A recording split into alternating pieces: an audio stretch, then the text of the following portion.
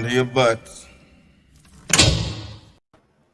Well, good evening, fellow heretics. Welcome to tonight's episode of Nerds and Heresy.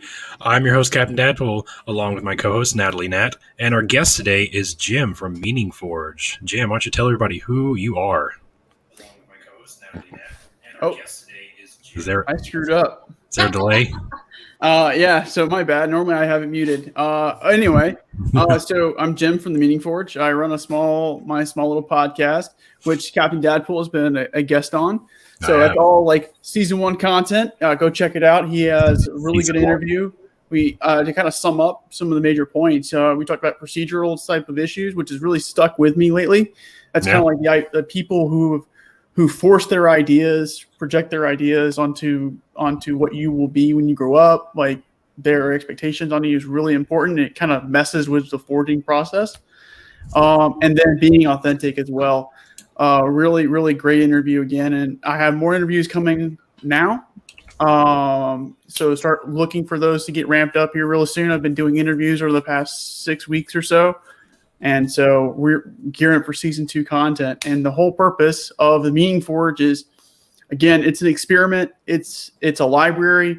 It is my meager attempt at trying to figure out what the ontology, the substance of how we find and make meaning in our life looks like. So get over there, and if at anything, just check out the last few minutes of all the interviews, because those last few minutes of those interviews are just that person giving whatever life advice that they think is relevant based off of the story that they just told, and then you can go back and watch the story. So other than that, I appreciate it. Thanks, Captain Dadpool, for having me on. Yeah, thanks for coming on. So am I to hear this correctly? If I was to go and watch your show or listen to your podcast, I should just listen to the last 10 minutes of each one of them? Can we have a shortcut? The shortcut is built in, and it's excellent. The final words of wisdom, right, which is the very last, typically about 5 minutes or so of every episode. And that is where my guest had the final word. I don't have the final word on my show. My guests do. Oh. And so that's where they sit there and they get the whole screen and they say, hey, this is, what I've learned so far. This is why this is important. And keep trying to do these things. I think, Captain Dadpool was really trying to, he was saying, be authentic. Because we talked about a lot of different things during his interview and his recent rise to TikTok fame as well. And so it was a great conversation. I've had many like them. And so check out the last few minutes at least. And if that whets your appetite, watch the whole thing. So no, thank you. Yeah, it's your podcast is really interesting. I just wanted to highlight the fact that you do that, which is unusual. That's something that's very different from a lot of other podcasts. So yep.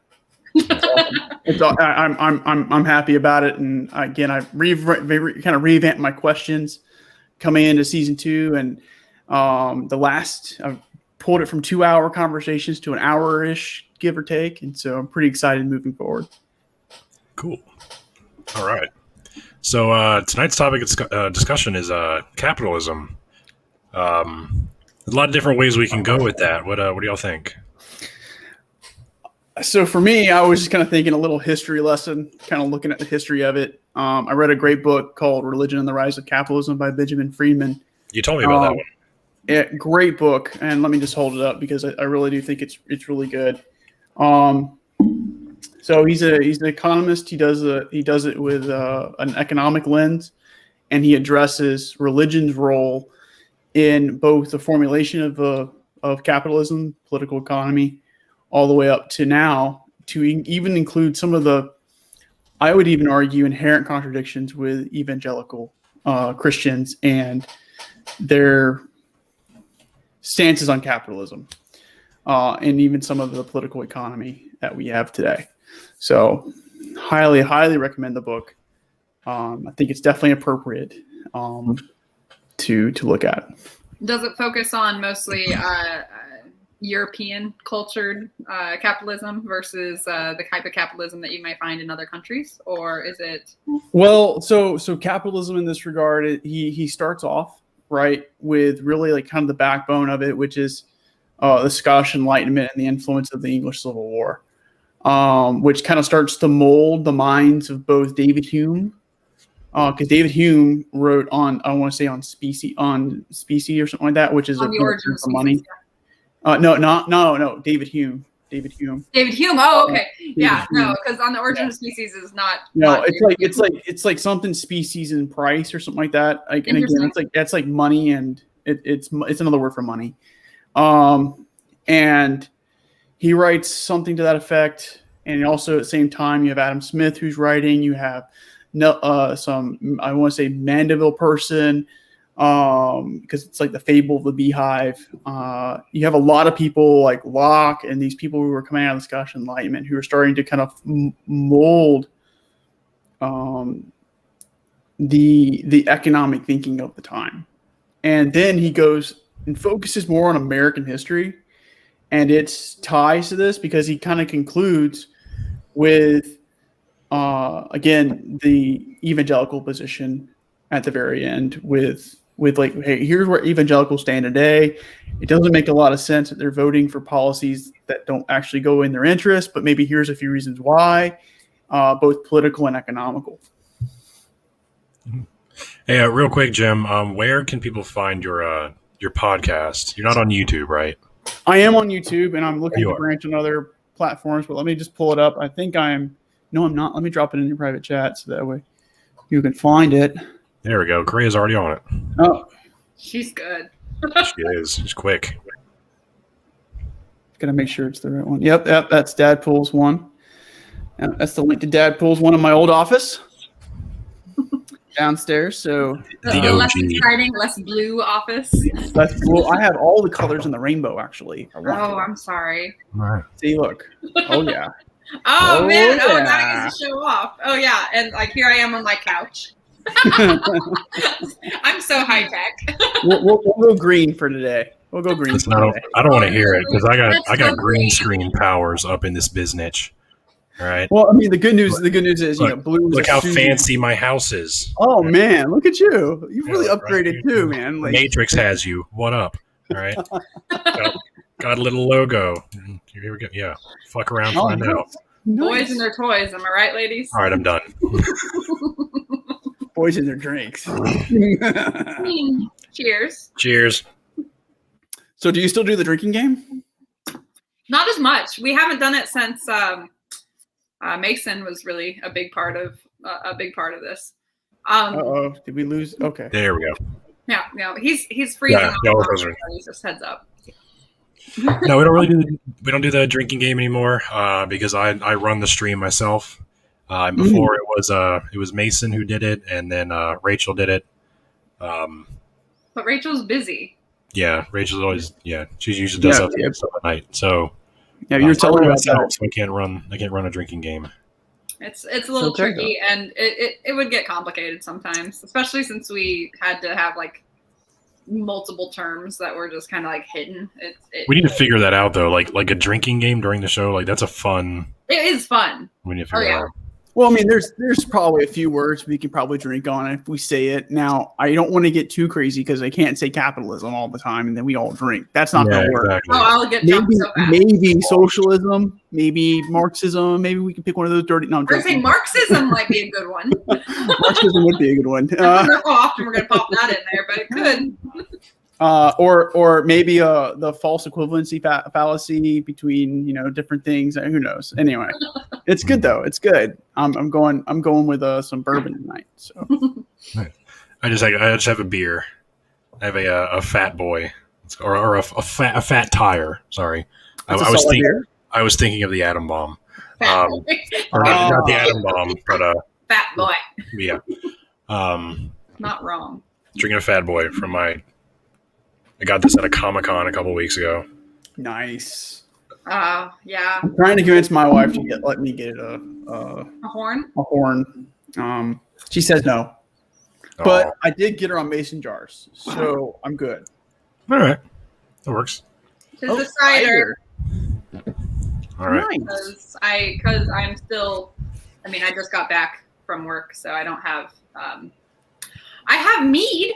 Oh, I could go get some mead. I have mead too, actually. When I run out of this, we'll see. But yeah. We maybe an intermission to go channel our inner Vikings. I mean, we're all white, right? So there's got to be a little bit. Some Swedish, yeah. I know I have some, but it's I have more mostly Welsh on my Scottish. side. I have a pretty good amount of Norwegian in me myself. My last name means badger, but anyway. And before that, Badger. What up, son? Mushrooms. But before that, it meant trousers, so that's less fun. Trousers. You're a badger wearing trousers. Like, you got your shield. Like Ragnar Lothbrok, the famous Viking horse. Lothbrok means shaggy trousers. Yeah, loose pants. So loose pants. My last name being Brock, it came from Brook. So at least it's not the town of Big Grass. Ooh, yeah, that'd be bad. Well, actually, I think my family crest is an armor. Oddly enough, right? The Meeting Forge, like armor. So yeah, how about that? Kind of fun. I was gonna say it does have a little bit of a ring to it. Howdy, Ember. How's it going? Hi. So what is your position on capitalism, Jim? Are you hard on it? Do you believe in a more mixed economy? Hard on it. Okay. Yeah, so I guess let's get into it a little bit.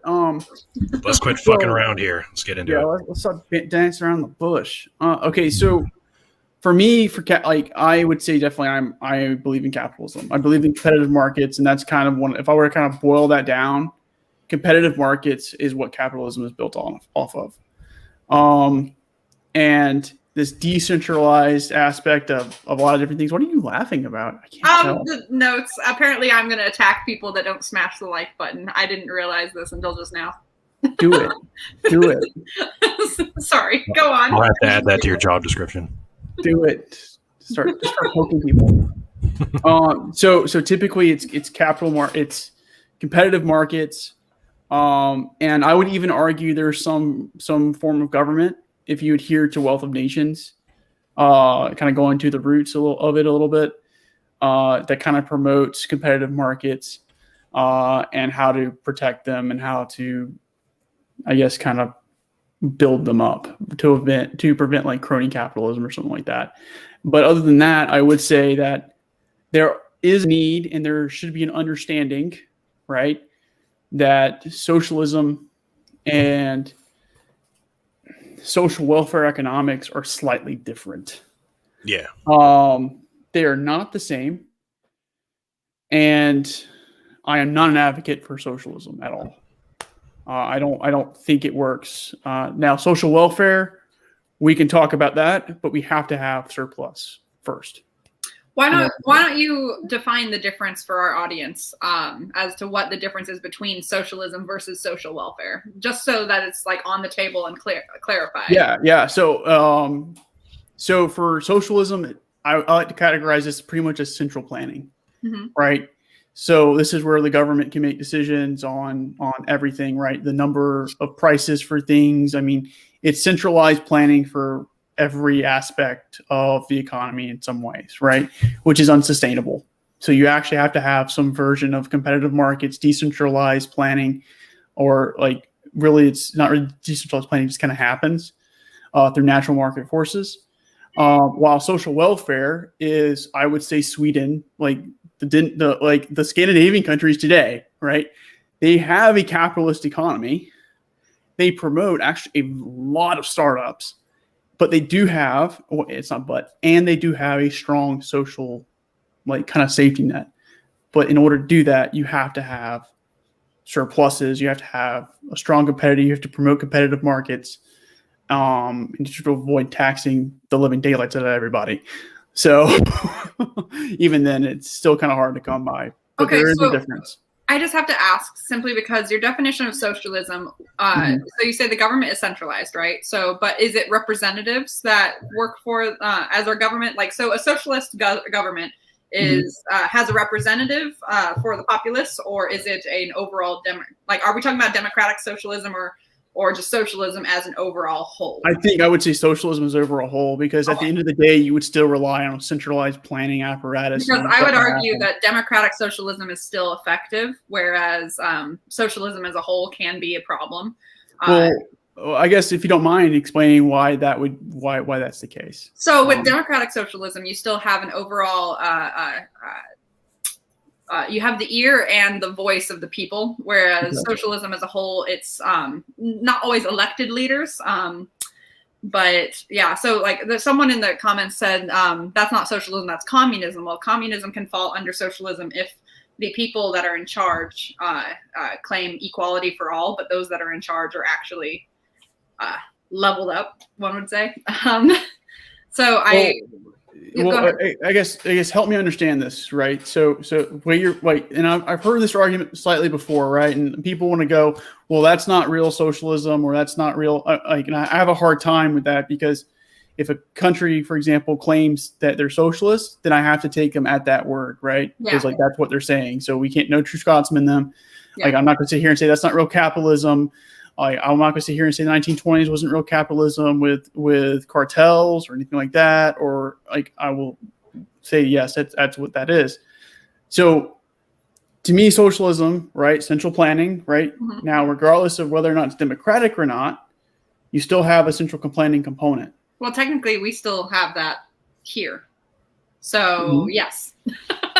So you're not wrong. Yes, we're just and so there you have a mixed economy at some way, and then you can make an argument. And I have no issues making an argument for a mixed economy, because at a fundamental level, okay, the government exists to in some way protect the consumer, the laborer, and to regulate trade between states and outside of the states, bringing together multiple market forces. I will agree that is what it's supposed to do. Yes. Yes. Sometimes it doesn't always work. I will agree that is its goal, or that's supposed to be its goal. I will not agree that is what is happening, but there's absolutely room to abuse those things, and like there is room to abuse any structure, every system, and we see that here in America, especially in regards to capitalism, because we have privatized healthcare. Politicians that benefit from the healthcare system, the prison systems, privatized prison systems. I used to work at a maximum security juvenile detention center, and the counties pay the state or the prison, if it's privately owned, per day per kid. And there was this one issue in our state in Pennsylvania specifically that we did a big lesson about. It was called Cash for Kids. It was this big scandal. It was a guy who purchased a prison, and he made money. The more kids he put in there, oh no, the more money he would make. The judges, and he convinced them to throw kids. What happened? You froze, so I finished your statement. It's like the more kids he put in there, the more money he would make. Yeah, exactly. Well, here's the thing. He had his hands in the pockets of judges, and he would like convince them to throw kids in prison that didn't for a fight. Like there were kids that got thrown into prison for like 5 years for a fight, and when they got out, they came back and they were a completely different person, because they were surrounded by other criminals, and there was a bunch of suicides that were committed after they got out of this prison. So he ended up going to jail for those practices. So a lot of capitalism, like when it bleeds into like the healthcare system or the justice system, it can become very a breeding ground for tyrannical behavior.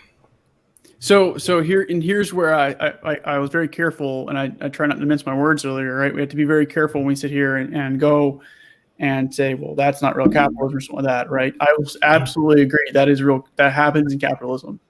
Selfish interest, we'll call it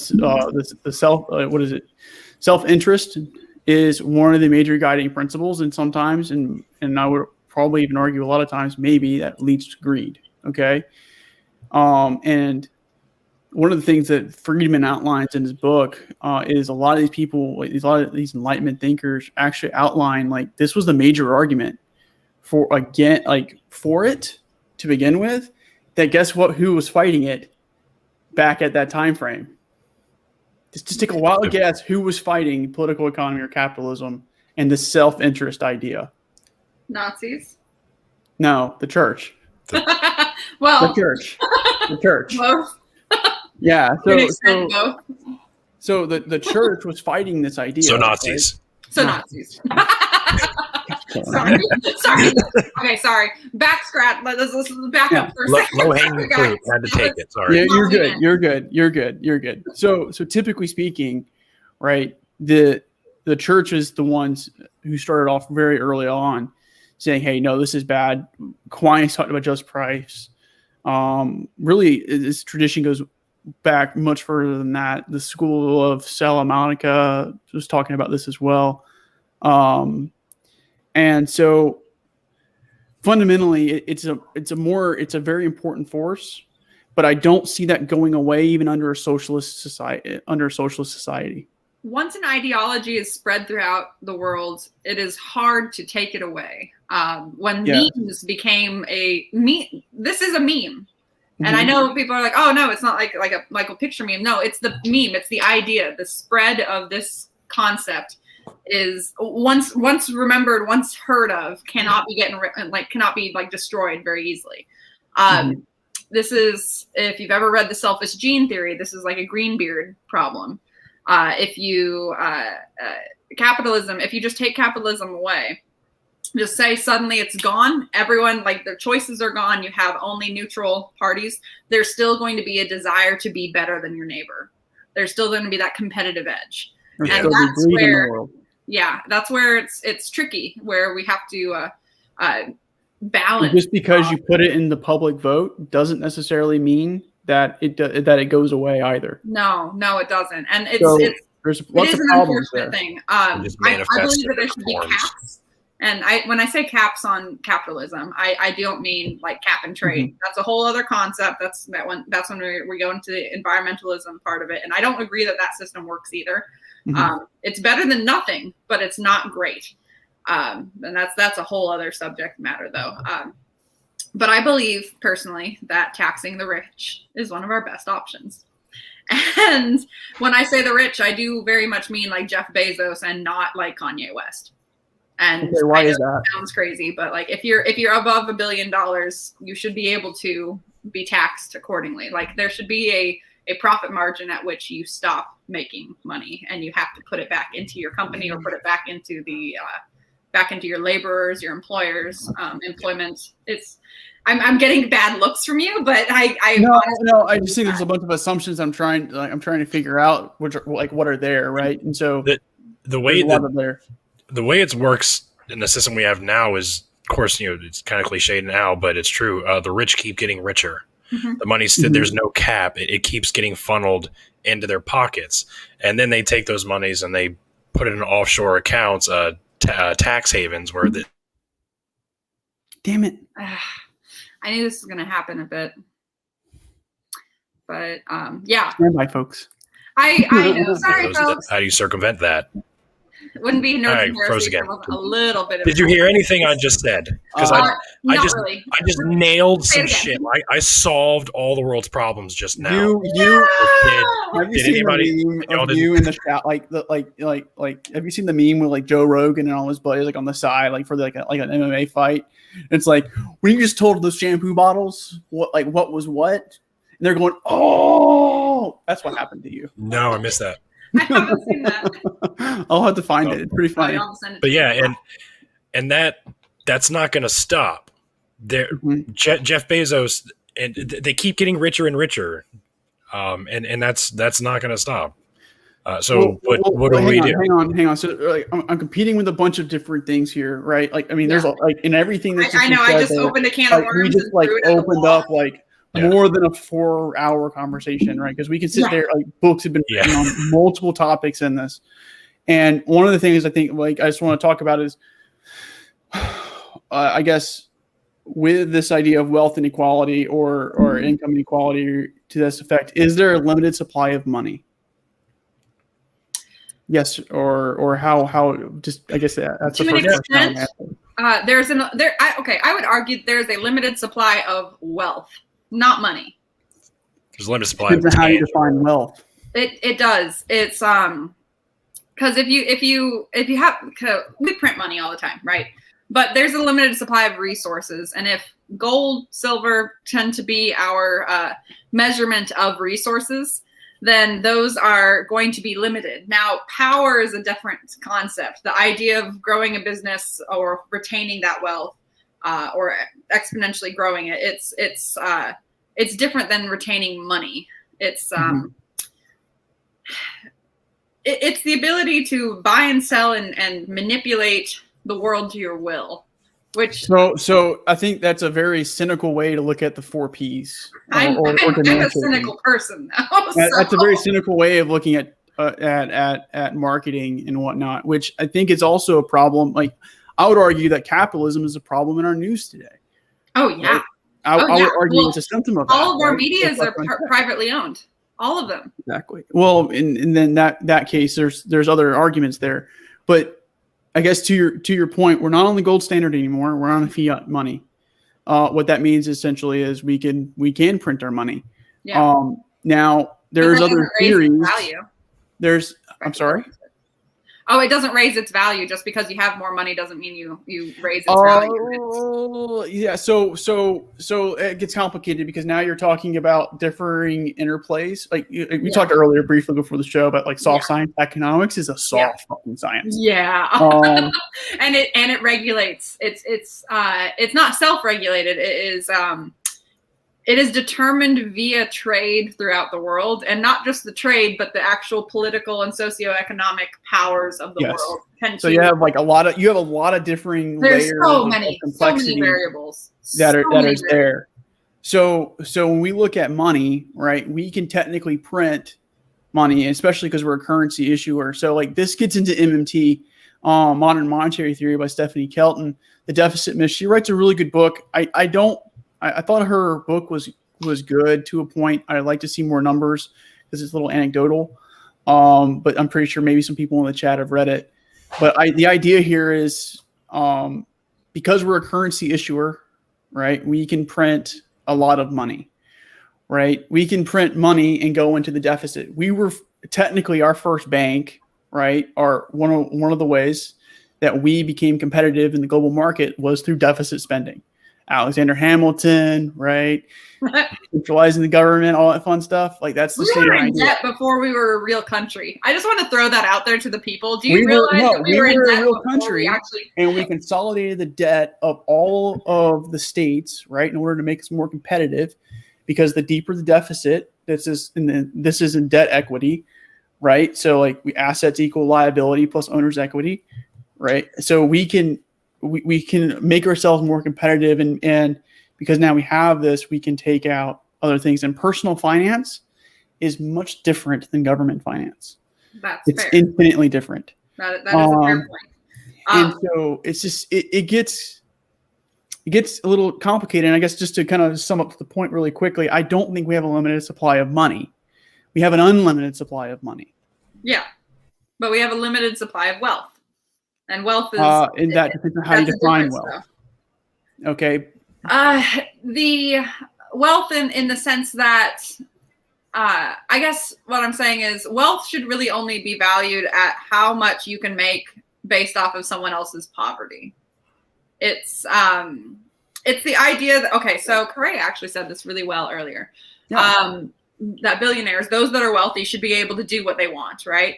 But they should only be able to do that as long as there's no starving people within the country. Like it should be. Okay, so that's a different conversation beyond wealth, though, and like I guess I would agree to that to a point, but the problem here is, and when you talk economics, and I'm really sorry, like I'm not a heartless bastard. Okay, I'm really not a heartless bastard. And okay. If anyone's going to argue about heartless beings, it's me. I'm the heartless bastard in this group, in this trio. So there's this idea that's kind of like it's like an emotional appeal, and then there's it removes choice, and it removes a whole slew of other factors, right? Which we've already talked about. It's rather complicated to begin with. That I have to question a little bit. Yes, poverty is bad. I would agree with like everybody here. Poverty is bad. Okay, but there is an aspect of poverty that has to be taken into account, or a lot of different aspects, and like culture is one of them, and just a slew of things that have to be taken into account. So a lot of things. Then. So let's jump back to the book that you were talking about, the history of capitalism and all that, the religion and the rise of capitalism. Yeah. So in religion, in Christianity specifically, yes, about how a matter of time. I was going to jump into this. You already know. Get it. I was going to pick at some point.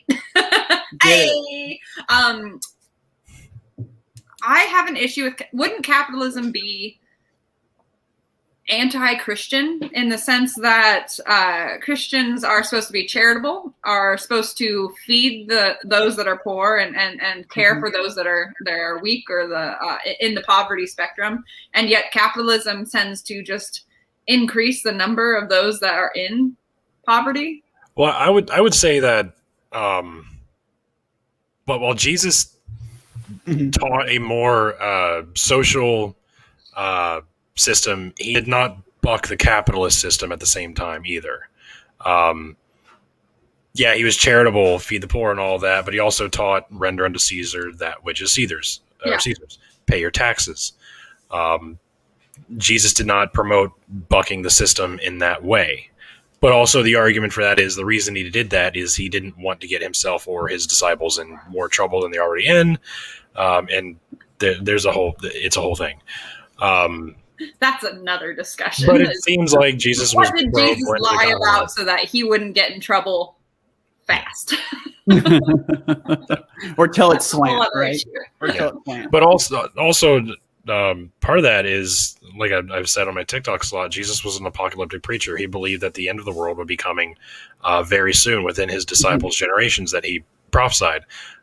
So he would not be, he would not have the need to push for some sort of drastic systemic modification.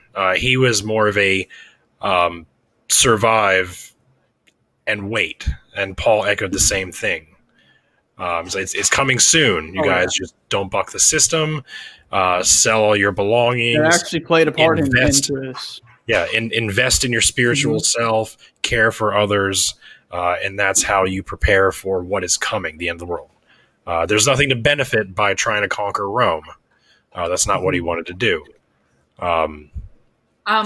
There's a comment that I want to address. Please. Jesse Agnostic says capitalism and socialism weren't concepts 2,000 years ago. Oops. Yes, I would agree with that. They were very recent concepts. But they're recent concepts. Only in label. The practice was still there. And wages. Yeah, the idea of wages was there, but the concept wasn't. Right. To an extent. The label wasn't. Let me rephrase that. That's what I was saying. Yeah, the concept was there for the practice, but they not didn't the label it as what we have labeled now. If you go back to Mesopotamia, you will absolutely find socialism and capitalism in certain areas, in certain city-states. That all depends on who was in charge and what they had to offer. Anyway, so the I don't know. Sometimes I wonder if capitalism and socialism are really the dichotomies that we think they are. I honestly don't. I feel like there's so many nuances. There's such a broad, like they might be like a filter. Okay, so you know how we have a nomadic nomenclature for or binary nomenclature for animals. We have this set, like, kingdom, phylum, class, order, etc. I find that when you look into government systems, they can be classified the same way. So you have like, maybe not kingdom, phylum, class, but you have like the overall view. So you have like socialism and capitalism, and you have not like communism would be under the socialist area, and like you can like lower it down as you go level by level.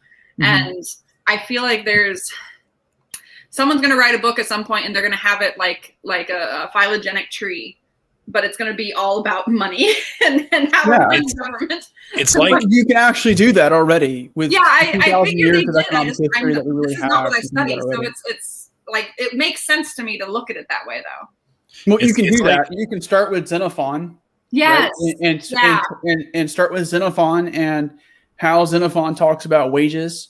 And you can incorporate Plato, Aristotle, and his just exchange ideas. Yeah, are there as well. The trade for trade, or trade for products or services. The just exchange was kind of sum it up there. And then the problem with economic thought, though, is one, it came out of philosophy and religion, oddly enough, because the two were kind of intertwined in many ways.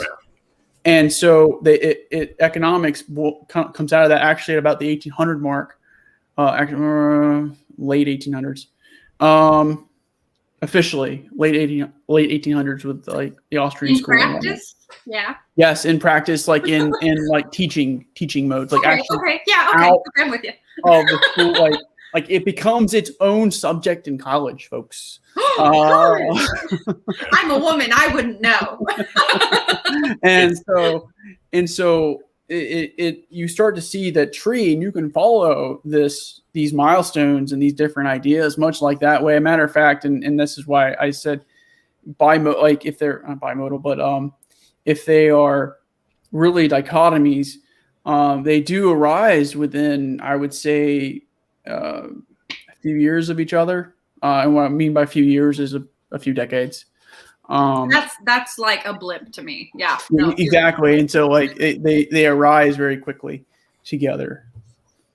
Yeah, it's like saying you all those people are like, I don't like socialism. It's like what kind of socialism? That's such a broad thing. It's like saying I hate dessert. Well, I feel the same way when someone says I hate capitalism. But you really just don't like pie. Yeah, same thing. You like having a choice, right? You like the idea of entrepreneurship, right? So capitalism isn't what you don't like. You don't like the idea of billionaires and those of the mega wealthy. I get that. But you can't say that you don't like capitalism if you like to go and be like, well, I don't like this type of cherry, but I do like this type of cherry. Yeah. And it's like you own an iPhone or an Android. Exactly. Why do you have those? Because capitalism. Because we have a competitive free market. And that's why we have that. So, I would just say competitive market. Say I'm anti-capitalist. Free market because it's not necessarily free, and laissez-faire economics. That's fair. I'm going to say this right now.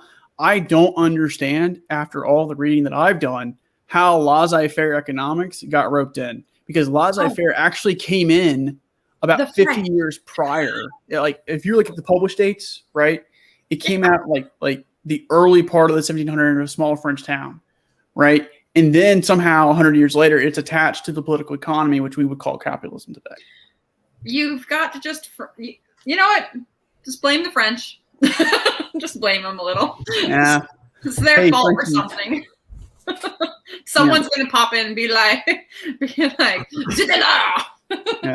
Qu'est-ce que tu fais?" So far we've been rather amicable with this conversation. Typically, it gets dicey quick. I'm definitely playing peacemaker here, because there's stuff I want to discuss that I don't want to be extremely dicey. Like I want people to understand that there is mutual understanding, and it's not far right, far left, anti, pro, any of that. It's the majority of people do fall within an agreeable range. Mm-hmm. But it's the words that we use that make the arguments excel or escalate in nature. Mm-hmm. And that is a big problem for me, because I have a mother who absolutely is anti-capitalist. She says so all the time. But if I come home with the wrong brand, guess who's getting in trouble? So that's brand loyalty for you. That's actually a shaping force. Yes. In many ways for marketing. Yes. One of the things that I would like to highlight is so one of the ideas that really the profit. One of the major, there's a few like major words like I see circling around, right, this conversation, and they all kind of come down to this recent guy. You guys might have heard about him, Milton Friedman. Oh, him. Yeah. Who's that? This economist guy. So not Benjamin, but Milton. Milton. Great guy, great economist. But so those words, self-interest, like I've already heard them. We've kind of alluded around greed, right? We've mentioned it. We've talked about greed, profits, a few other words. One of his things is everything for the shareholder, right? And that like that idea of profits and stuff like that has actually really hurt businesses in a lot of ways, because now CEOs are receiving their compensation by how well they do in the stock market. Well, the stock market is actually a very short-term, it's a short-term lagging measurement. So if you're getting a bonus based off of your EPS or whatever stock market measurement you want to use, right, and you're doing some financial jiggery within the company, over the long term, you're actually not serving your customers. And it's not everything is for, like not everything is profits in some regards, and translating that to multiple entities. It's more conversation to have over a much, like we have to sit here and like take down notes. There's going to be some like, math involved. Okay, this topic, let's unpack this topic. We need a whiteboard right here so I can start writing stuff down as you're talking. I need to get my teacher mode on. Exactly. But Milton Friedman's been extremely influential. And the issue that I even have with him is the way that it has shaped our management systems has been rather short-term, nearsighted. It doesn't look at things. We're creeping out of that now with ideals like the triple bottom line, which is environment, social responsibility, and profits, like financial measurements. Mm-hmm. And then I would also say, at the end of all this, a company has to survive. Like, in order for a company to survive, it has to have profits. It has to make money. In a capitalist environment, yes. In a socialist environment, yes. Then it's not a competitive company. That's it's not true. Privately owned, and you have a central planning aspect that I was alluding to earlier. There's a lot of little things you're starting to get into. There's details. There's so many. Gosh darn those details. Do we want to get into minimum wage? Because I've seen. Oh yeah, I was gonna say, are we gonna pop in about universal health care, free public education, and minimum wage? But let's just talk about the rise of minimum wage. How do we feel about this, Jim? Okay, so this is a tough one. Do you want me to lead off? I can lead off on this one. Yeah. Maybe you guys can help teach me something today. And help me understand a few of the underlying assumptions, and then I can weigh in. That works. Minimum wage is interesting because there is the whole argument that if you raise the minimum wage, well then the companies will increase the price of their products, and that's only true if the CEO and the higher ups are not willing to take a pay cut.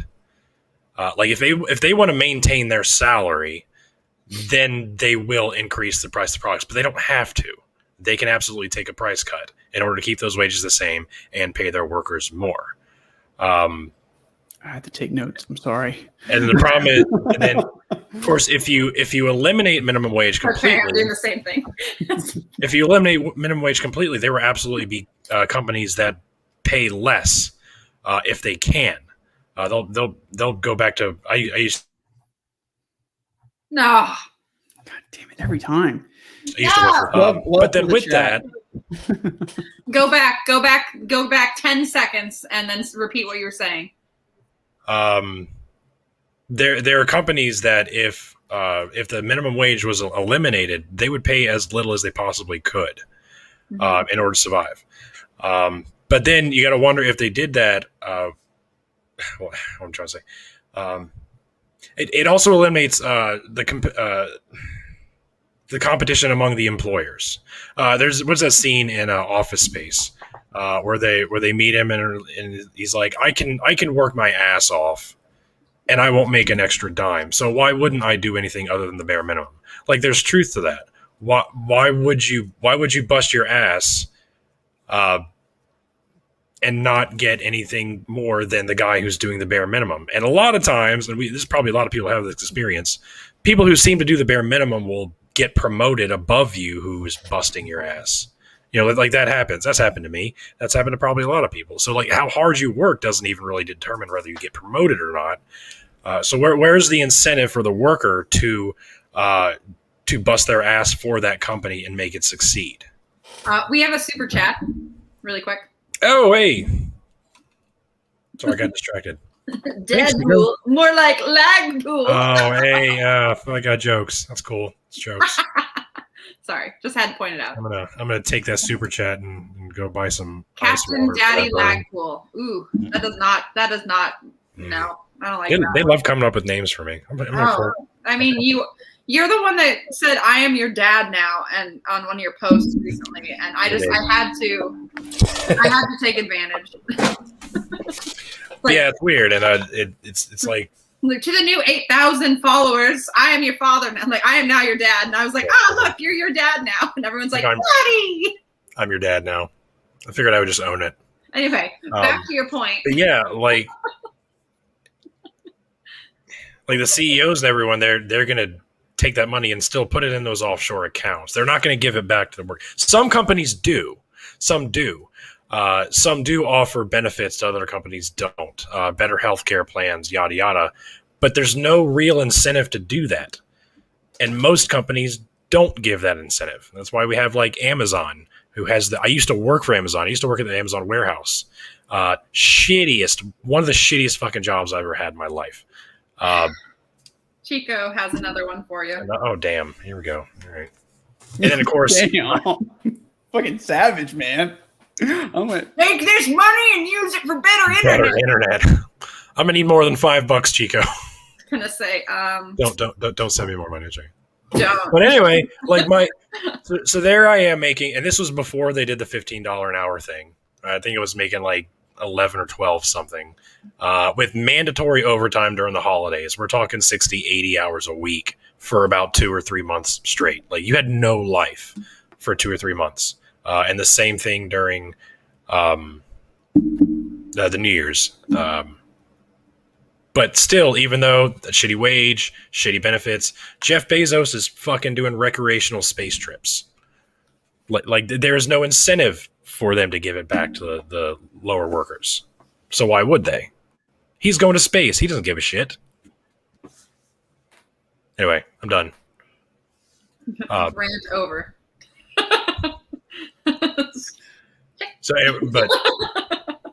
Should the minimum wage increase, because the minimum wage is supposed to reflect inflation after all, and minimum wage is supposed to increase every year with inflation, but it hasn't. It has once in the past like 15 or 20 years, if I remember right. Like again, I started working at $5.15 an hour, and I remember the minimum wage increasing to $7.25.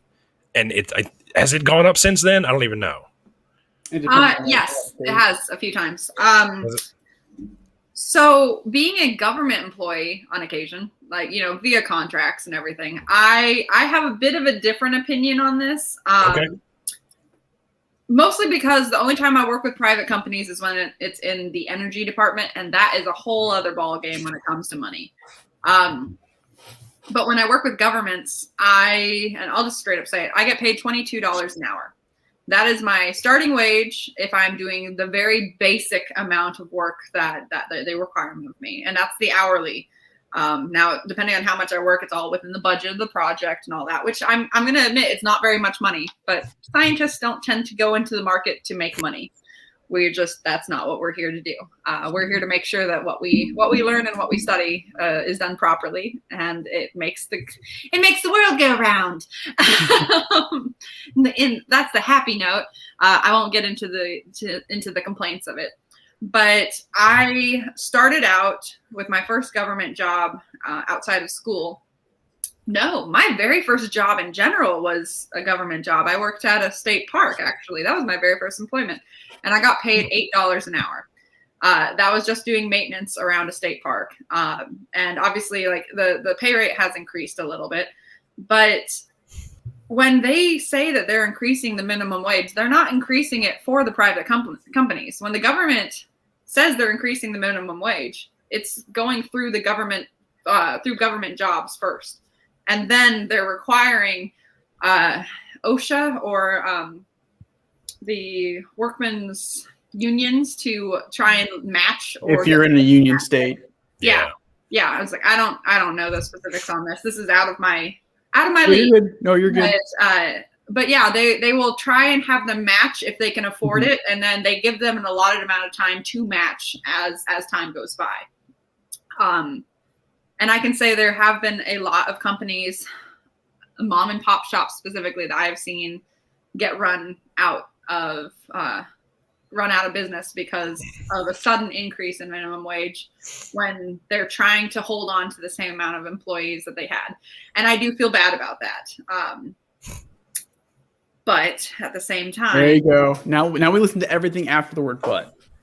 Everything after the word but at the same time, the workers do need to get paid more. It is with the rising costs. I don't know if you guys follow the bread and butter costs. CPI. Farmer's Almanac. Can't fucking talk. Almanac. Yeah, the price index is a typical every year it's increasing, all kinds of stuff. They talk about where it's the most expensive in the country, where it's the least expensive in the country, and the quality of life and in accordance to the average paycheck or the average income versus the cost of living within each state. I'm lucky. I'm actually in one of the highest quality states in the country, which is Missouri, which is kind of a surprise because it's the cheapest to live, and you get the most median. You get the median of income, whereas places like Texas, Florida, California, Alaska's not so much because they do quantify how much you make versus how much it costs to live there. Hawaii's like a cost of living marginal difference there. It all just depends on your location as well. But when people come across the idea of an increase in wage, I believe that it should be a state by state requirement, because of needs. That's my own personal thing. Now that being said, I do believe that federal government should overlook and make sure that the states are abiding by this, because right now, Missouri, being the way they they're actually getting sued by the federal government because they're not allowing people. They have not taken their how do I phrase this nicely? They're in a lawsuit with the Supreme Court right now because they have rejected more people than ever before about getting onto Medicaid and Medicare, even though those people qualify, which is highly illegal. That goes into healthcare. I realize that's kind of an off topic, but at the same time, that's where I believe that the federal government does need to step in. So, but yes, every state needs to have its own minimum wage increase. I do believe that there does need to be an increase, and that $7 is not enough. But jumping like Missouri, if you jump straight to $15 an hour, Missouri is going to be way off the flux, and they're going to be able to increase their prices drastically. But if you go to California and increase to $15, it'll make sense. And that's kind of the problem. If like I was saying earlier, if the minimum wage adjusted for inflation every year, we wouldn't have this problem. But now it's so far behind that if they made that jump, it would be a shock on especially small business owners, and they wouldn't survive it. So it's like what in franchise too, even And so it's like I've lost my fans. No one likes me anymore. I'm reading my comments right now. They're like, no, don't leave it. I see some of the comments and I just kind of go, okay. I'm sorry, guys. I'm just saying I work in economics is a heartless conversation. How it is. And that's just, I mean, this is my opinion. I'm not an economist. Thank goodness. Otherwise, I'm not either. I'm not either. I'm just the one in my spare time. I stayed at Holiday Inn Express last night, so I'm good. Oh, jokes. What do you think about like Walmart or any minimum wage? I'm just using Walmart as an example. Any minimum wage company has this sort of genius system where they pay their workers a minimum wage, and even though the minimum wage workers work full time, they still qualify for like food stamps. Those workers then go and take those food stamps provided to them by the government and they spend it at Walmart on top of most of what they're making at their job. So most of what they're making goes back into Walmart along with government funding. So that's a negative feedback loop. Why would Walmart raise their wages? Why? They're getting money funneled to them directly from the government via their workers. Why would they? And now they're paying for some of their college. I'm just throwing it out there. Yeah. Well, so there's a few things that you can look at in a few different ways to do this. I agree with Nat that it should be done by state. You can have a federal minimum, but then again, it has to be like the minimum standard for whatever, like that lowest state is, for example. That I would absolutely support. It should rise with inflation or something to that effect. Now, when we start talking minimum wage and personal value, how a company values employees, that's where it starts to get interesting, right? That's a whole. Do I agree that Walmart should have that that idea? No, I don't, because I think it creates a negative feedback loops where the government's effectively subsidizing Walmart, which then that, ladies and gentlemen, is actually an example I would point to is that's kind of socialism. Because the government is typically a subsidy or with regulation, right, in order to lower prices or something like that is not typically good. It normally increases prices or something to that effect, and it doesn't add quality. We see that in the pharma industry, actually. The pharma industry is heavily regulated. And now, as I said earlier, I stand by this, right? The government has to protect the consumer, has to protect the labor, and has to regulate trade between states and outside of the nation. Okay.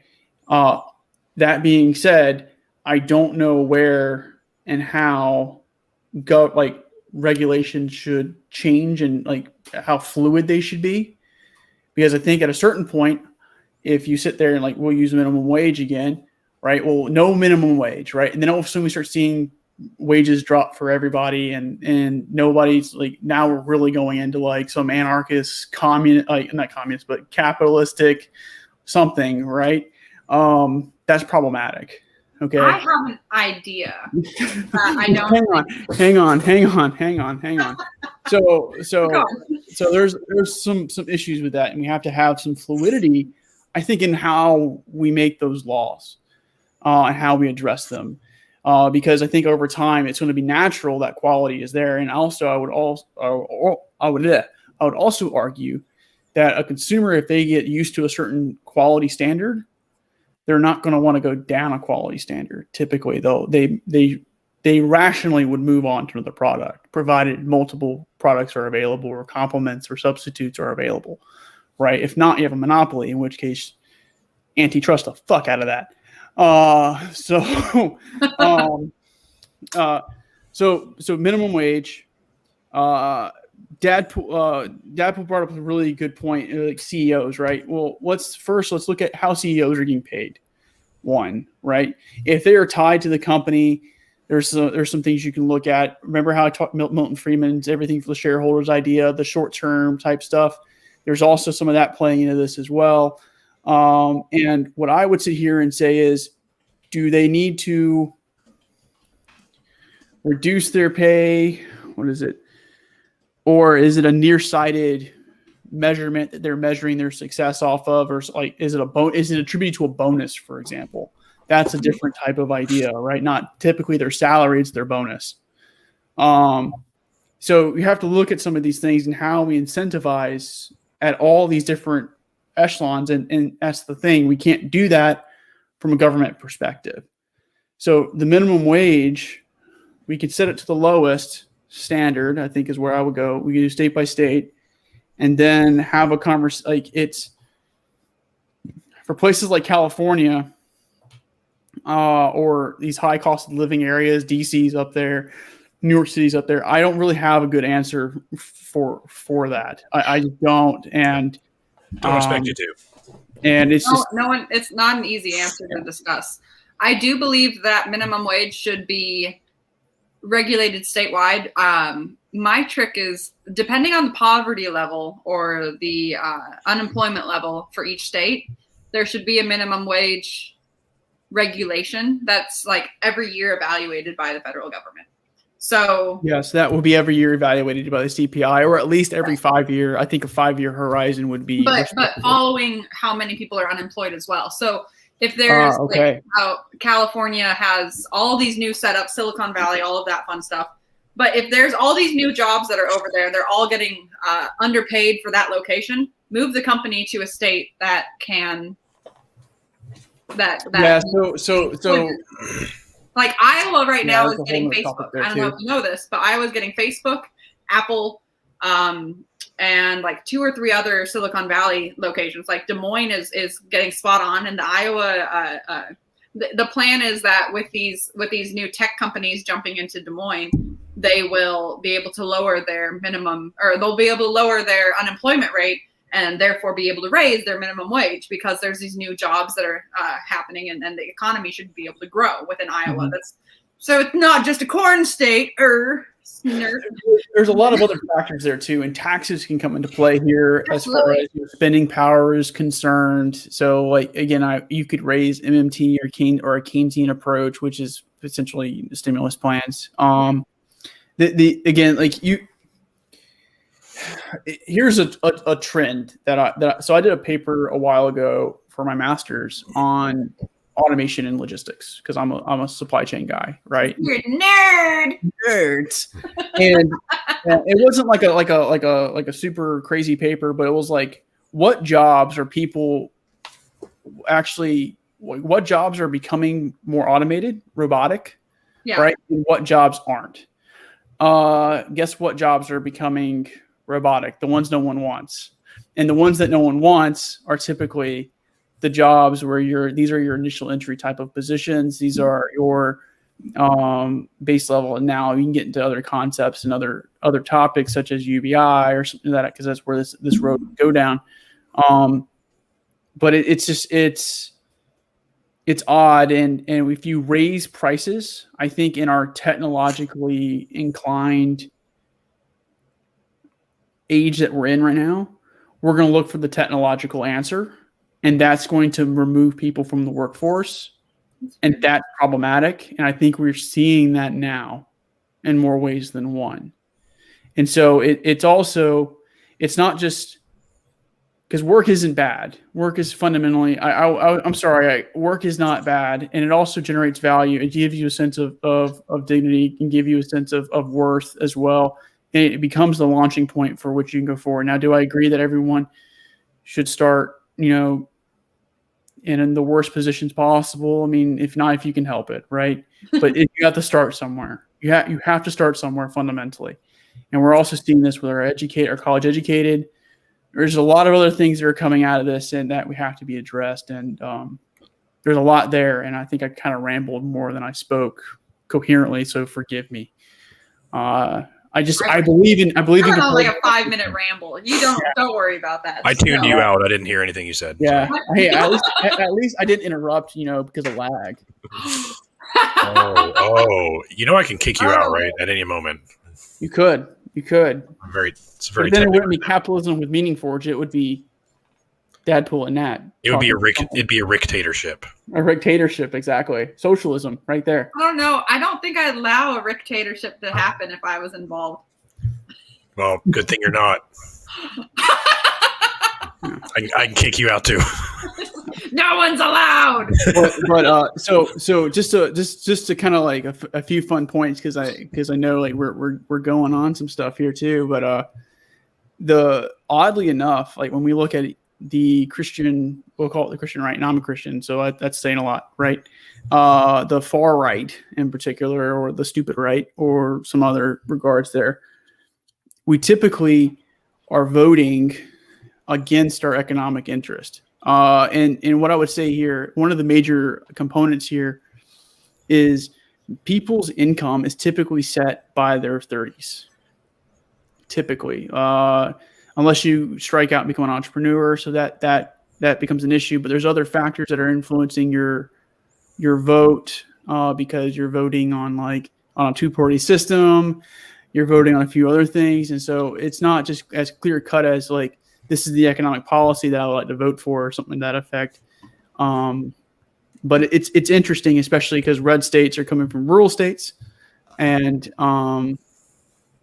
it's odd that sometimes that matchup doesn't happen. And what's even odder, I think, is the history of capitalism or political economy and how it's understood today. Is just like it's so far removed. And even if you are a Christian, you do have to contend with I would say, the socialism interpretation. I know you talked about that earlier, Dadpool, briefly, because like I would also argue like God doesn't really talk about economics a whole lot. Yeah. I mean, So. nah. Of course not. Doesn't seem like that's a big interest point for God, for the big God. Yeah, because you can make an argument slavery is an economic system. Oh, we're not going into We're not going down this. that road. I We're do not going down that wanna road. go I'm into just this saying. today. If Dr. Josh was here, we could go into it, but I don't want to do that. Oh no. I'm not, and I'm not a proponent of slavery either. So how about this one? Yeah. Because yes, Logistics jobs. yes, logistic jobs. Well, not trade just jobs, that, big deals. like the turnover rate for employers. Yep. Like everyone is constantly hiring. Like nobody like ever has enough staff for like any job. It seems like you drive around anywhere, everyone's hiring. Well, yeah, especially today, and even Einstein in the 50s pinged the labor shortage as a major force in America. Actually, I say truck driving is literally my backup plan. Like, yeah, right. Yeah, you can make good money. I know I could make good money. I enjoy my job right now, as physical as it is. But if it becomes a problem, like if I can't physically do it anymore, I'm swapping over to truck driving, and I'll still write reports. But it's weird though, because going back to when I was talking about working at Amazon has a really bad turnover rate. Like they fire people a lot. They have really stupid reasons. So I actually read an article on this one, and again, I don't want to give too much credit or some of that always to an article, but the title of it was looking at Amazon, and they have a hire to fire model. Yes. And so like that's a very interesting way to look at labor and labor over the long haul, and like who you can say that you're weeding out, the ones who you're going to push up to leadership or something like that. But the warehouse associate, that's problematic. Yeah. And it's weird that they would rather, because you do like 2 weeks of training where the company doesn't really make any money off of you. They pay you the same, but somehow they find that a more profitable model to train you for 2 weeks and then have you work for 3 months or less and then fire you and then just hire somebody else to replace you and train. Mm-hmm. It's weird that is a profitable strategy. What's the word? For treating your labor. And on the other end of that spectrum, you have Dan Price and his company, which he took a massive pay cut all the way down to $70,000. I heard about it. Yeah, and I watched a few interviews, and like that's great. Don't get me wrong. There are implications though to that. Oh, right? Sure. Good and bad, as you were kind of alluding to in your conversation over minimum wage. Yeah. So. Yeah, how it's hard to grow your business because money makes money. Yeah, if you only allow a certain amount, if you allow a lot of your profits to go back to your employees, then you're not going to have a lot to franchise or build out. That's just a reality. If you're content staying small, then that's cool. Like Dan Price, you don't compete anymore because the problem. Yeah. So one of the underlying, you can call it a problem or you can call it something like I don't think it's a problem. I just think it's part of the system. It's a feature. You have to constantly grow. Right. Yeah. You have to have growth. It has to be reasonable growth too. Because if you have too crazy growth, then you're overvaluated as a company, and that has problems too. But growth is always kind of an ism within capitalism, and then that leads to boom and bust cycles and a few other things. But yeah, it's a pretty big topic. This is a very but good conversation. I appreciate it. Yeah. This is a really massive topic to try and pull into like 2 hours. We could do it. We could do it if we could all handle it. We could do it. We will try. We would just end up ripping each other's throats out at the end. That's all. No, I don't think so. We've been really amicable, even I will find out where you live.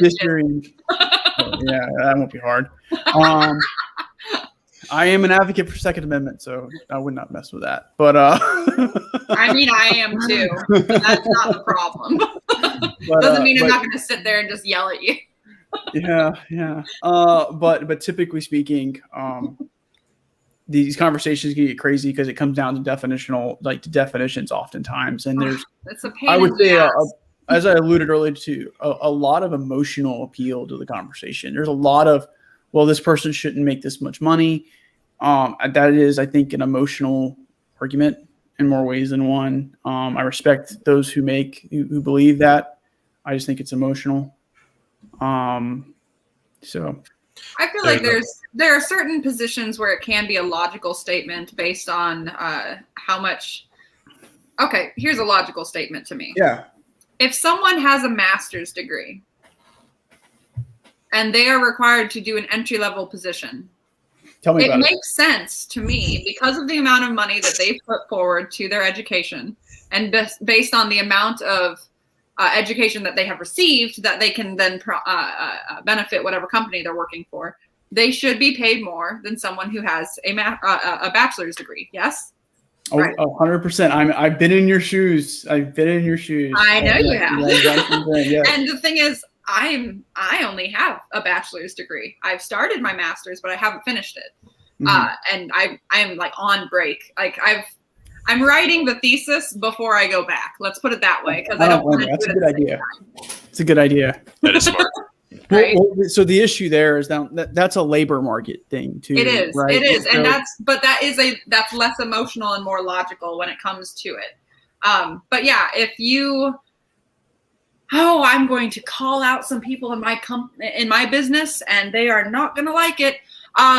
This is still labor intensive, but there are gentlemen have been working, and women that have been working in the archaeology community for upwards of 20, almost 30 years. And they don't have a bachelor's degree. They started working out of high school in like the 80s and 90s. They have all the experience in the world. I mean, they have tons of experience, but they don't have the education. And because of this, they can only be hired as techs and not as full-time archaeologists. Yeah. So a lot of the time, there are people that graduate with a bachelor's degree that immediately get paid more than them. This is where it gets touchy as to whether it's logical to pay the person who has the education more or the person who has the field experience more. You mean kind of like officers versus NCOs, like something like that? Similar? Is that kind of about what you're talking about? But yours is government based, right? So ours is with private companies, and it does change. And here's the thing: unless Captain Dadpool were to get a degree, right, and go down the green to gold path, he wouldn't become an officer very quickly. I'm not in this. Well, see, I could do the green to gold path. I have no desire. You could. But no, like seriously, when we came home from a deployment, right?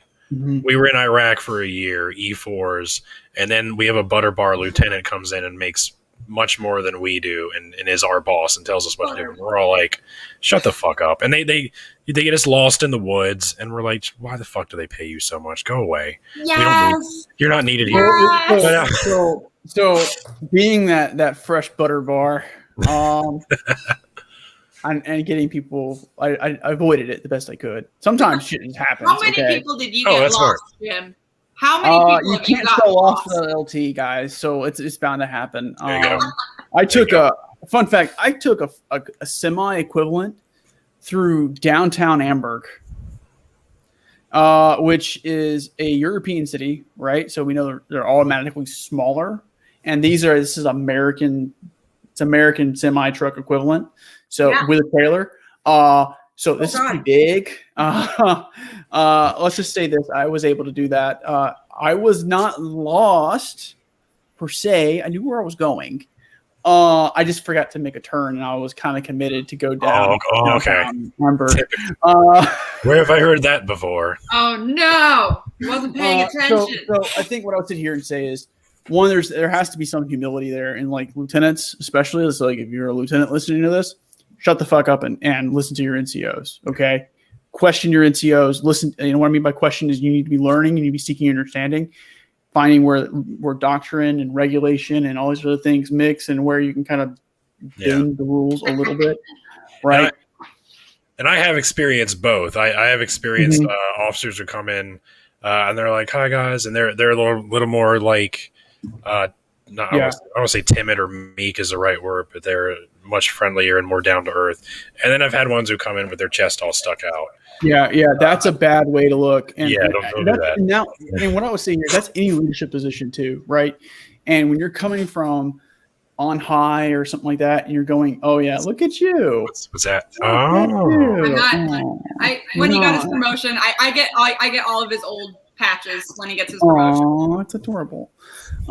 So there always has to be those things, and then you also have to sit there as the NCO and develop that relationship with that PL. Because, like, I don't know if you've heard this saying, right? When you become a platoon sergeant, you get a lieutenant, and when you become a first sergeant, you get a captain. Yep. So that's typically how it works, right? And so I was hip to hip with my NCOs. Right. I wasn't making a decision unless like it had to be a snap decision. Like I was, like away from them. Typically speaking, I try to avoid making those decisions until I did the research and then got back to my guys. Why did you put research in quotes? Research. It's sometimes the Army has a culture of I want to hear a yes right now. But that doesn't mean you can't. Like, I have to go do research. It's like you get second. No, it's anyway. Just go with the analogy, Matt. Just go with it. Just go with the analogy. No. You have to take it. Dadpool, the host, is with me. That's what matters. Yeah. I gotcha. And that relationship has to be tight, and you have to, and that's a lot of places too, right? And then understand as well that sometimes you're just gonna make stupid decisions. I've made my fair share of stupid decisions, and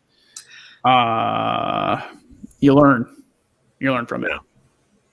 So because they're being, and I don't mean this necessarily the wrong way, right? But we're on different tracks, right?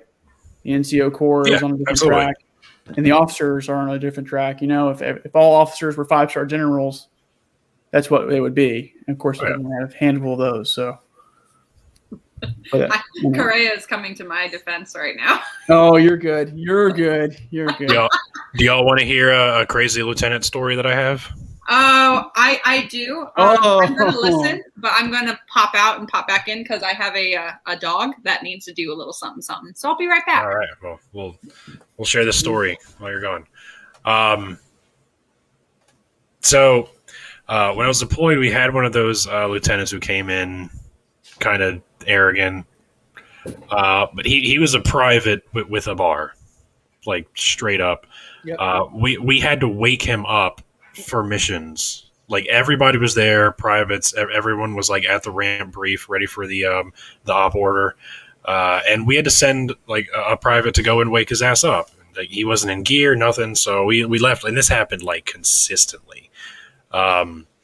He had all kinds of fuck ups. We set up an ambush when we were looking for an HVT or a high value target.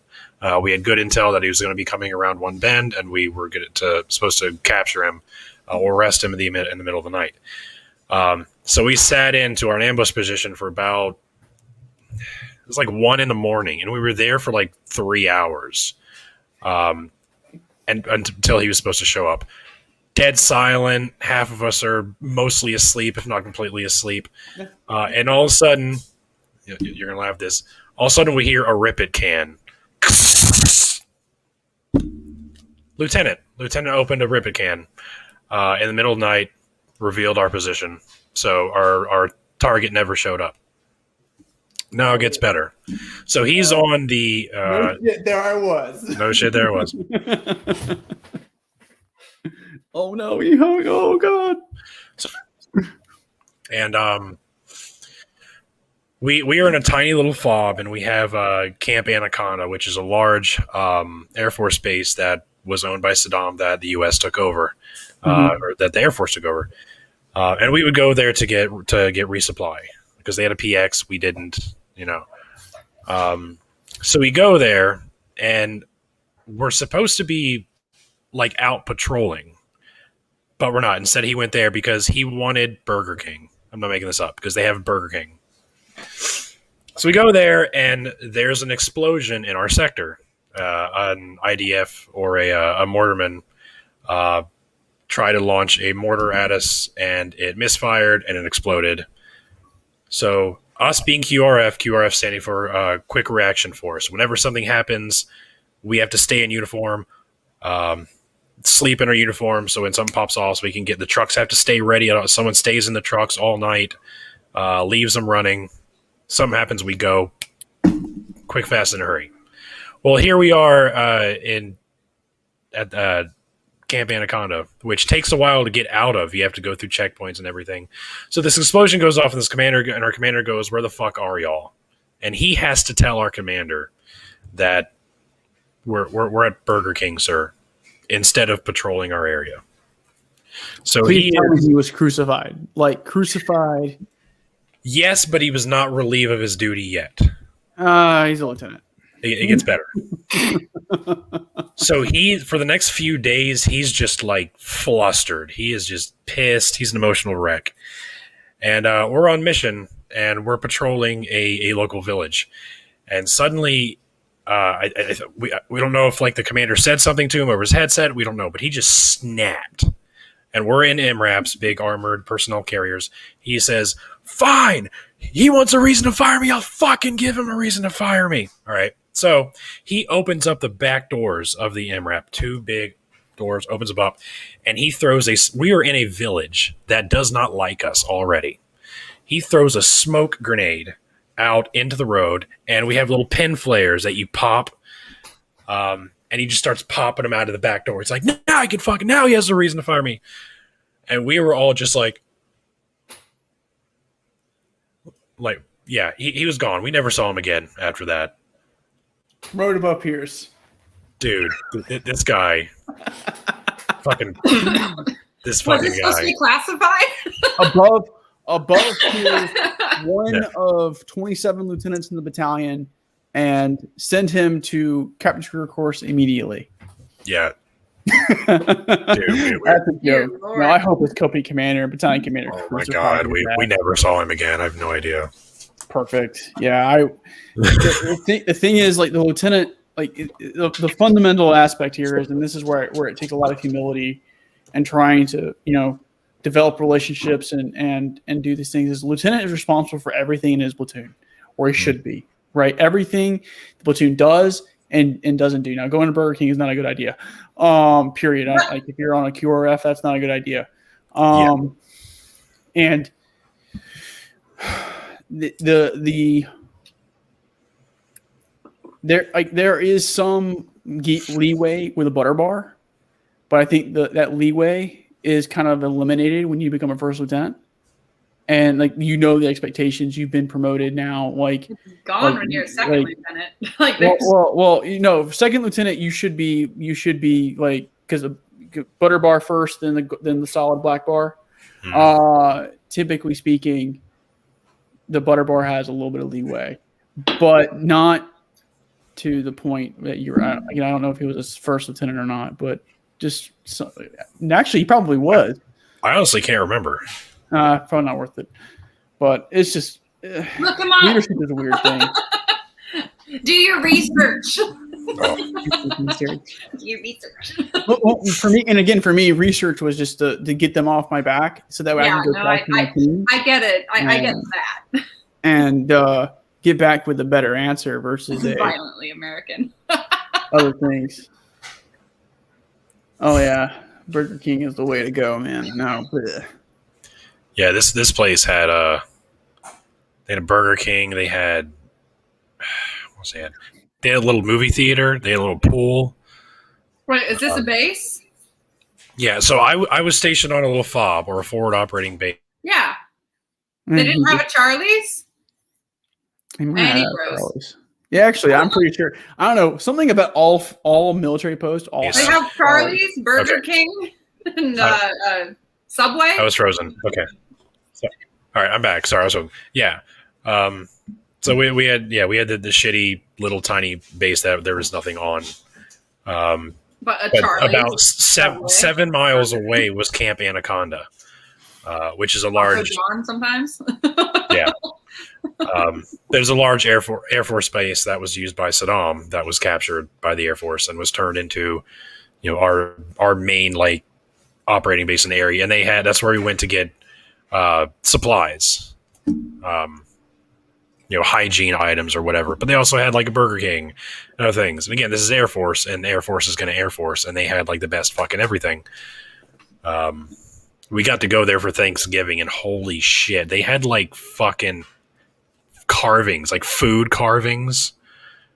Like you've seen, like, talk about fucking, a waste of government. Yeah, dude. Ending. Those pilots, man. Those pilots. Oh my god. And Air Force. And the reason why, like, you just lump them all together, right? Because fuck the Air Force is like deployment. That's a hotel room for me in a 5-star resort. It's like 3 months in like eating the best food you've eaten in your life. Freaking Air Force. Anyway. I mean, yeah, my cousin's deployed right now at the Air Force. Listen, this ain't no Stargate SG-1, okay, folks? This ain't no Stargate. This is some bullshit. Yeah. An interesting location that I can't disclose. And he's not in a hotel. That's all I can say. Good. Good for him. I can't really give you much more information than that. Hopefully he's doing some clandestine black book stuff. Like a badass.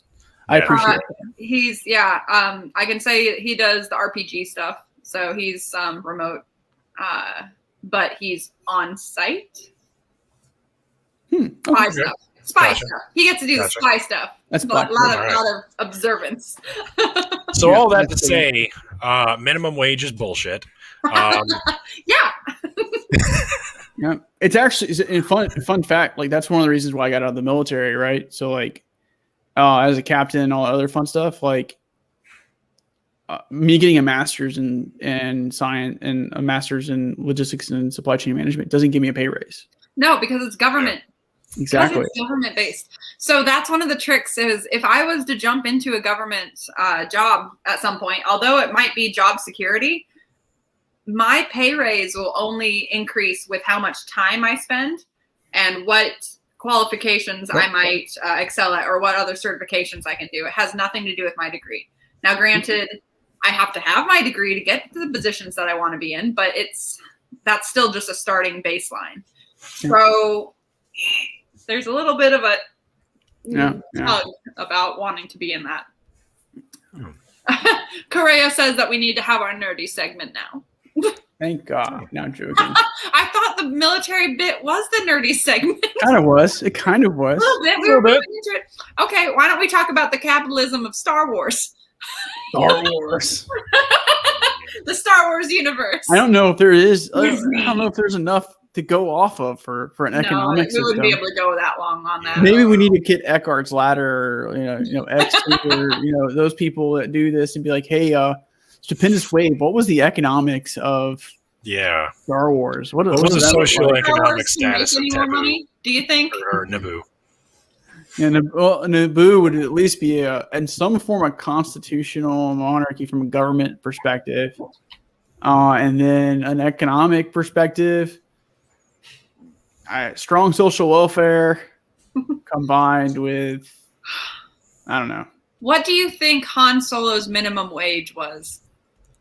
Han Solo was a mercenary. He didn't have a minimum wage. What do you think his base not pay a mercenary. Was? He wasn't a mercenary. He was a smuggler, finder of rare antiquities. Yeah. What do you think? Who do you think paid the Jedi salary? No one. They were all monks. Remember? Yeah, they're monks. Yeah, but they still had beer.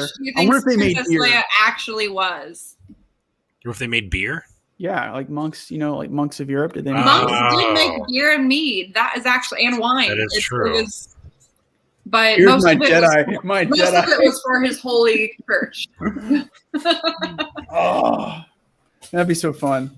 Make your Jedi beer. Ah, Out of like space fruit. different shades like for the different lightsabers. But it'd be beer. They're definitely. What do you think about if we were to find life on another planet? Doesn't matter if it's animal, like, but if there's like a plant style of life on another planet, how long do you think it will be until we make a beer out of it? How long do you think it'll be until we ferment whatever life form we find to see if we can drink it? Hey, Morgan. I don't know.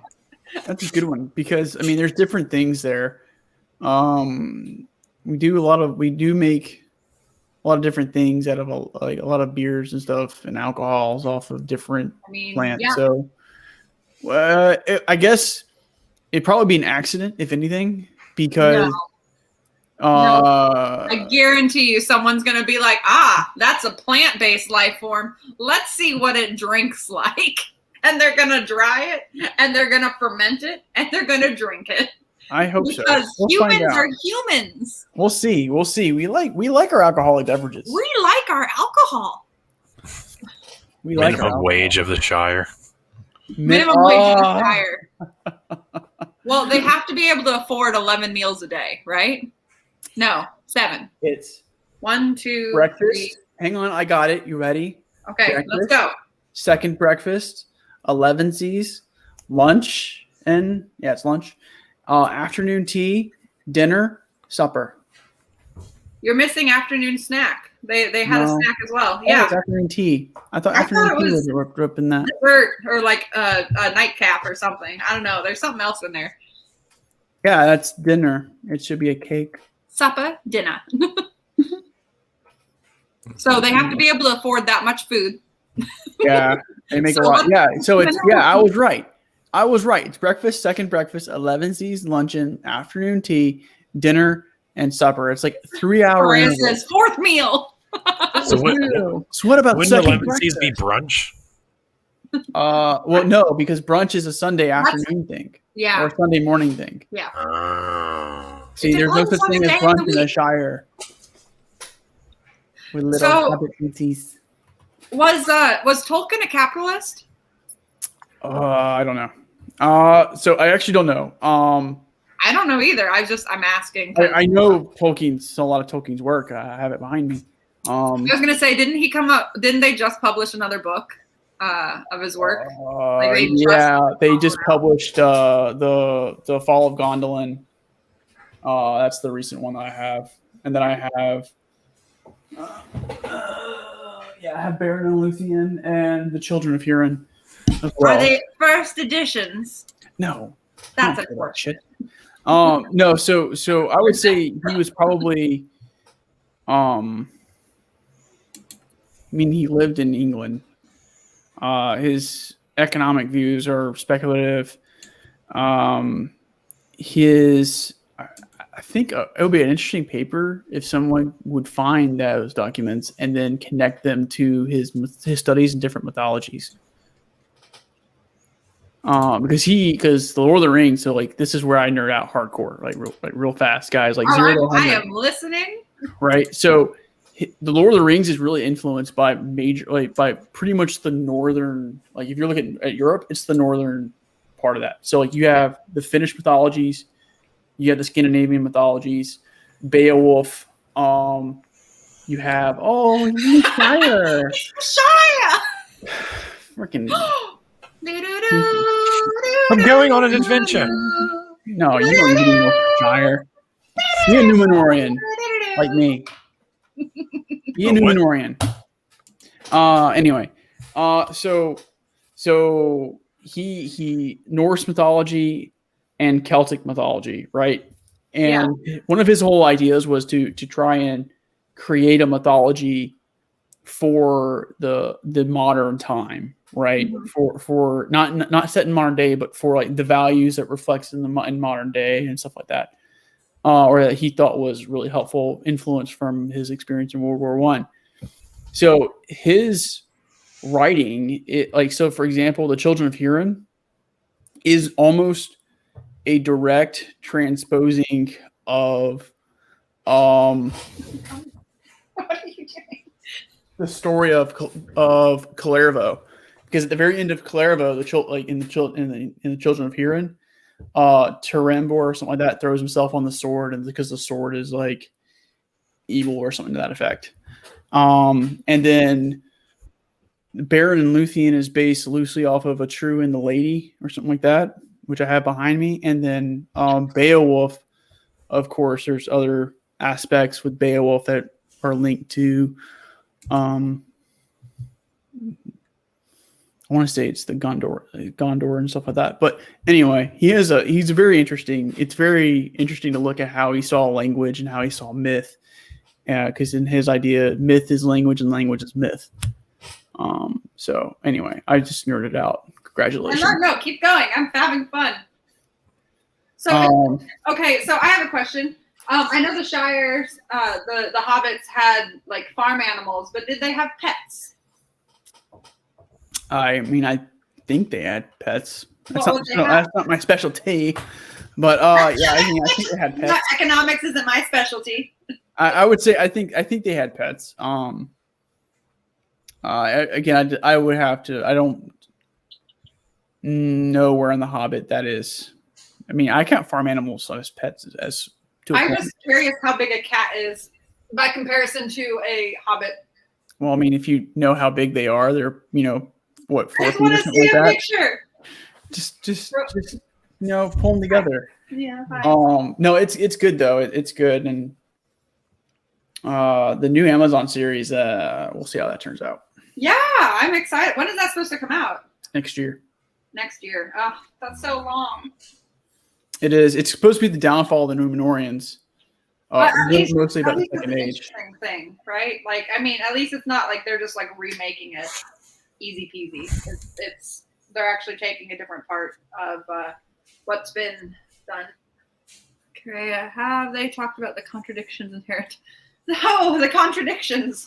I think there's contradictions are also inherent in socialism. I was going to say there's contradictions in any ism. Yeah. Oh my god, you're such a weird dog. What are you doing? She just like tips over. Well, so and I'm just kind of looking at perusing the chat, right? So remember, if you read the Silmarillion, you get credit for trying. You get credit for trying to read it. Yes. Congratulations, you made an attempt. Do not read it as a novel. Read it like a history book. Mm-hmm. Take notes, because it's a history. Figure out who you're talking about, and then follow character by character their own outline, and then you can overlap. So it's a history, though. That's the thing, and it is not. It is not an easy thing to grapple with, but it's good though. It's good. Yeah. And I think if you read it, you're set yourself up pretty good. I had a roommate in college who went through all of her own notes about it. This is the same roommate that had a 13 by 9 foot poster of the map of the Middle Earth. And so we talked about where things happened and where things were and like how the elves crossed over on multiple times, like all that. Also Bellerand. She had a map of Bellerand. Oh my God. No, she read everything. I mean, you think you're an expert. Shop. No. She had a map of Bellerand. Yeah. That's the case. Yes. Yeah, we did. We had the map, and then we had like a little map, and then we had Tolkien's sketches of the north and south of it, where he didn't finish, like he had the outlines. Yeah. But so we talked about that, and then she had playing cards type of things where she like, this is their name, and like as she would tell me the story, she'd be like, and this person would go over here along with these 3 people, and she put these cards in and stick them with that person, and then they move over. As like, and this event would happen, and this is, I can't tell you the names of half of these people, but I can like, you can start telling me stories. And I'm like, that's where that happened. The Sons of Fëanor are the ones that you're talking about, particularly in the first age. Also, did you know that elves are pregnant for 100 years? That I don't remember. Oh my God! Somebody read that and like figured out the math. So they were pregnant. They carry their children for 100 years. Now, wait. Was this like an actual like hard evidence here, or are we Yes. just speculating? Like, No, yeah, no, it is. Hold on. Let me. I'll pop this up. Give me just a second. The world's 700 years old prior to the Noah's flood, so we'll just use that for example. It's so long. So long. Dadpool have. Oh, he froze again. God damn it! Did he freeze again, or is he just being really still? So elves, at least in the Eldar, have pregnancy that lasts about a year, but that was broken when this new book came out because a guy read it and like in one of the subtexts. Yeah. He talks about how the pregnancy lasts almost 100 years, and it was just like interesting. Oh God. That'd be good. Now what I do know. I don't know. Now I do know that I don't know. That Tolkien. Oh, there's 103 years of gestation. That's what Dustin. Yeah. Thank you, Dustin. Half elf? No, wait. Half elf was not very common, if I wasn't mistaken, because there's only a few characters that were considered as half elf. Yeah. Because the Númenóreans, the line. So Aragorn, right? If you look at it this way, there's like there's another character, but Aragorn is like a third or fourth elf, or not third. He's like fourth or Elrond is it's like his uncle. Yeah, there's a relation. Like he has some elf blood, just a little, but it's there. Yeah, well, that's what made the Númenóreans have such a long life, right? Yeah. And so the Númenóreans would go up this path because it's like Elrond and Elros or something like that. I don't remember the exact. You lost me on that one. Why did you put in Star Wars? This is the wrong. We were talking about Star Wars a while ago, and it took me this long. We're nerding out. It's okay. It took me this long to get it up. It downloaded as a PDF instead of a JPEG, and then I had to, and it became personal after that. So I was just, I was determined to make it happen. To see how Amazon is going to do the Númenóreans, because the Númenóreans in the Second Age, I think there's some people who are saying that they were, how do I word this? They were cannibals or something to that effect, because they were making like sacrifices to Sauron. Because so what happened was there was a war. Go figure, right? The Númenóreans brought Sauron back with them because he's like, hey, I'll be a good dude or something to that effect, right? And Sauron started slowly corrupting the Númenóreans. As he does. Right? And he corrupts them, and they start doing like sacrifices or something like that. Like, and then you have the break with the Isildur and his heirs. They leave and they go do the Minas Tirith thing. And then the others actually invade the land of the gods, Arda. No, that's the world, but the Valinor. And that's when Ulmo comes in and like washes them away. Therefore killing most of the Númenóreans. Yeah, and that's in the Second Age. So that should be, and that's when the world floods and it becomes round. Oh, so, right. Yeah. And then you lose Doriath and all the stuff west of the Grey Havens. And then Christianity occurs. Maybe. And Noah emerges with the animals. Won't you change the subject now? I just got a more relevant background up. Now we're talking about Noah. Get it right. God, Dadpool, you're so behind. Flagpool. Should I put the Ark encounter behind me? No. Yeah, no. I'm still working on. I replied to him. He hasn't responded back. I'm waiting on it. Yeah, he probably won't. Trying to get Ken Hovind or something like that on here. No, not that cool. There's a gentleman that going to jail or something. Probably. I would assume so. Yeah, Dustin. Yeah, Dustin pulls. Yeah, you're right. Like that's exactly what I was alluding to. Dustin will go on a rant about this. Dustin. Well, yeah, let's do it now. We need to get you and Dustin in a room together just to talk about this, and you guys can just back and forth the whole time. Yeah. No, one of my guilty pleasures, because I have no one to really play with, is playing this game called The War of the Ring. And I'm not talking about the PC game. I'm talking about the board game. Okay. And the board game, The War of the Ring, it's asymmetrical, and it lends to playing by yourself. You can do it. It's really two people, but one side's like the evil armies, the other side's like all the good people. I'll sit there and be like, okay, and then you get cards and like these are your actions, and I'm like, yeah, I want to do this or something like that. You get Frodo to the Mount Doom. Jim, it's good. Jim, I'm a nerd. do you want to play D&D sometime with us? Sure. Okay, Dustin, set it up. So, we don't have enough time in all the world, I think, for Jim and Dustin to talk. Yeah, Dustin, I really do type. have a strong affinity for Lord of the Rings. Like, I love it, and I think I also like C.S. Lewis, but I like his more theological, philosophical work. Yeah, surprise. Narnia is like, I think Tolkien had it like spot on with him. Like, stop pushing anecdotes and stop writing these anecdotes and write an actual story that people can believe in. Yeah. Because he just doesn't. Lewis just doesn't do that. Okay, well, we are coming to the 145 marker on our live. I want to just take this moment to say we can do an after party if you guys would like in Discord after this. Absolutely. If we're down for it. Sure, Korea's already working on putting the link up. I had a feeling she was going to put the thing in our thing. So that's going to have to be on a t-shirt at some point. We're going to have to be like, yeah, check us out at this thing. Like on the back it says, check out the thing and the thing. The thing and the thing. So yeah. How do we feel about the Witcher? If I can. I'm sorry. About the what? How do we feel about The Witcher?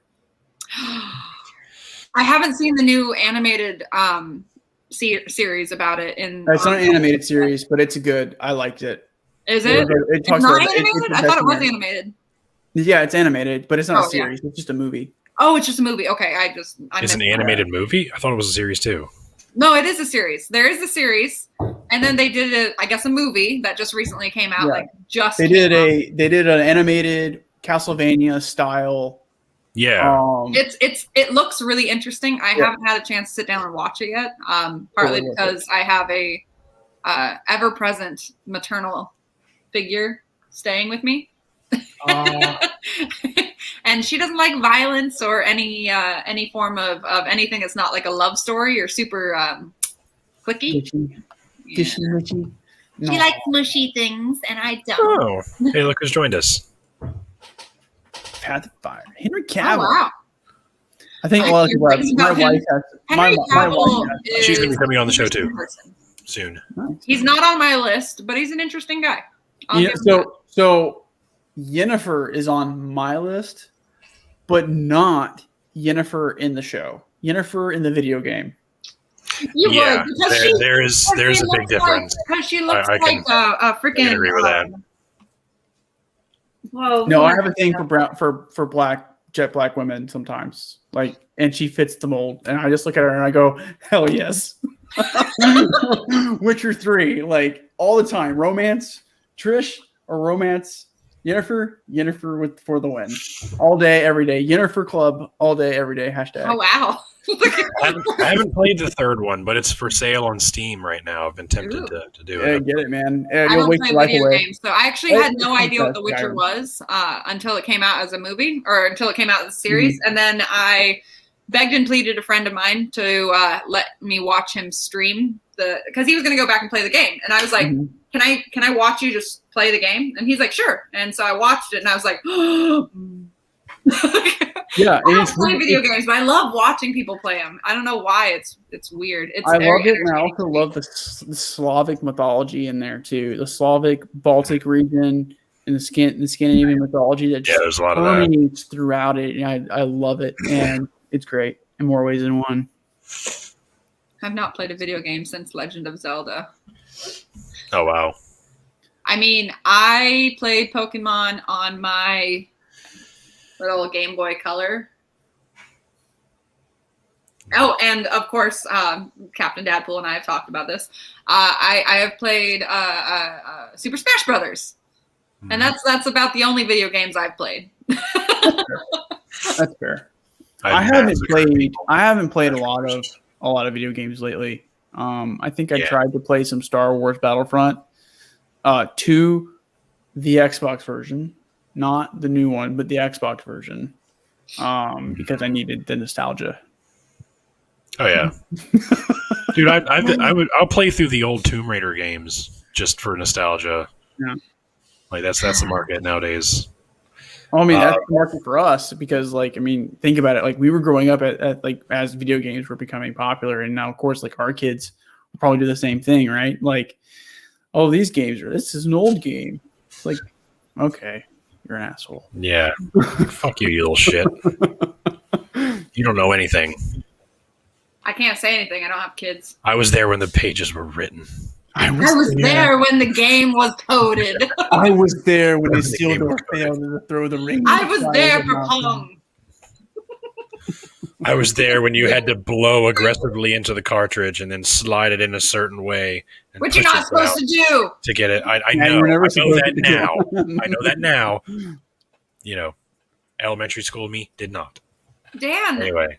It's not because I had an interesting life. It's just because I read books.